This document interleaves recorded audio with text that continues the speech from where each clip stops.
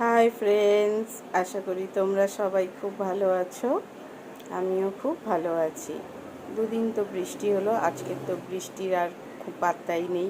বৃষ্টি নেই, রোদ উঠেছে, আবার সেই গরম। তো আজকের দুপুরবেলা আমি খেতে বসেছি ভাত। আজ তো বৃহস্পতিবার, নিরামিষ, তাই ভাত, পটল আলু কুমড়ো দিয়ে বড়ি দিয়ে তরকারি আর ডাল। ডালটা করেছি আমি আজকে মৌরি ফোড়ন দিয়ে।